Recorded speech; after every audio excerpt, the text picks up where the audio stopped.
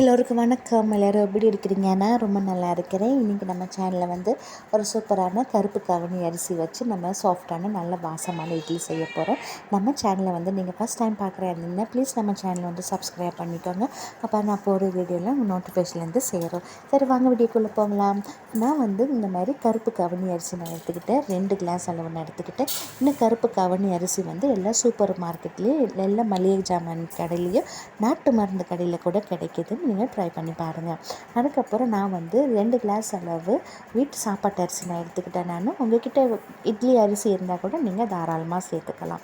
அதுக்கப்புறம் 1 கிளாஸ் அளவு உளுந்து சேர்த்துக்கோங்க. நான் வந்து 1 கிளாஸும் 2 டீஸ்பூன் கம்மியாக நான் சேர்த்துருக்கிறேன். அதுக்கப்புறம் 1 டீஸ்பூன் வெந்தயம் சேர்த்துக்கோங்க.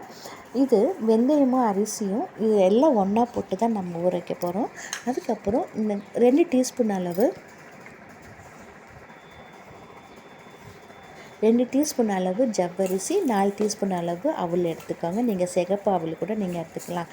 இப்போ நம்ம ஜவ்வரிசியும் அரிசியும் நல்லா நம்ம வந்து வாஷ் பண்ணி நம்ம எடுத்து வந்துக்கலாம். நல்லா வெள்ளை தண்ணி வர அளவுக்கு இந்த மாதிரி கழுவி எடுத்து வந்துக்கோங்க. ஜவ்வரிசியும் அரிசியும் ஒரு 8 மணி நேரம் ஊறணும். அவல் வந்து நம்ம அப்புறமா ஊற வச்சாலும் பரவாயில்ல. ஏன்னா நம்ம அவல் ஊற போட்டோம்னா கொஞ்சம் நசுன்னு ஆயிரும். இப்போ வந்து ஒரு 8 மணி நேரத்துக்கு அப்புறம் பார்த்திங்கன்னா நல்லா அரிசி நல்லா புஃபியாக வந்திருக்குது. நான் வந்து இப்போது ஜவ்வரிசியும் அவலும் நான் வந்து போட்டுக்க போகிறேன். ஏன் நான் அப்படி செய்கிறேன்னா, நான் கடையில் கொடுக்குறனால நான் எல்லாம் ஒன்றா போட்டு தான் நான் கொடுப்பேன். நான் வீட்டில் மோஸ்ட்லி நான் ஆட்ட மாட்டேன். அதனால தான் நான் வந்து கடையில் நான் கொடுக்குறேன். நீங்கள் வந்து வீட்டில் ஆட்டினீங்கன்னா ஃபஸ்ட்டு ஜவ்வரிசி அவல் இந்த மாதிரி ஃபஸ்ட்டு ஆட்டிட்டு அதுக்கப்புறம் இந்த மாதிரி அரிசி உளுந்து போட்டு ஆட்டினீங்கன்னா நம்மளுக்கு நல்ல மாவு வந்து நல்லா நைஸாக ஆட்டிடும். அதுக்கப்புறம் கடையில் வந்து கொடுத்து அரைச்சிட்டு வந்துடலாம். இப்போது கடையில் நான் அரைச்சிட்டு வந்துட்டேன்.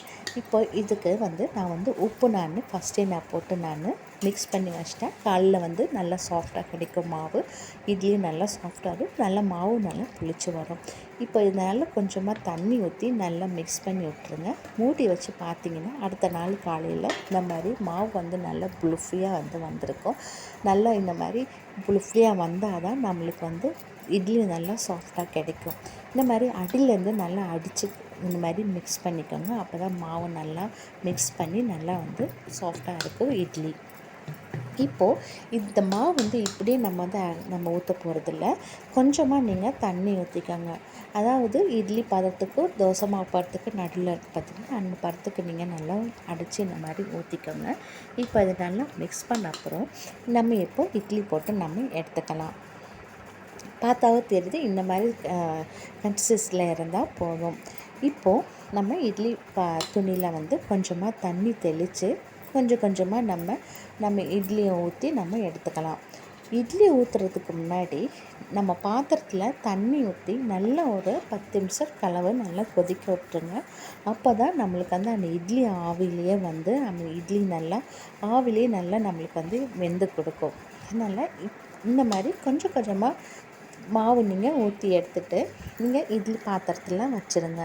இட்லி பாத்திரத்தில் வச்சுட்டு ஒரு 8 இல்லைன்னா 10 நிமிஷத்துக்கு அப்புறம் ஹை ஃப்ளேம்லேயே வைங்க. ஹை ஃப்ளேம்லேயே வச்சு நீங்கள் 10 நிமிஷத்துக்கு அப்புறம் பார்த்திங்கன்னா நம்மளுக்கு வந்து இட்லி வந்து நல்லா சாஃப்டாக கிடைக்கும். சப்போஸ் உங்களுக்கு இட்லி வந்து சாஃப்டாக வெந்து வரலன்னா நீங்கள் இன்னும் ஒரு 2-3 நிமிஷத்துக்கு வந்து வேக விட்டு எடுத்துக்கலாம்.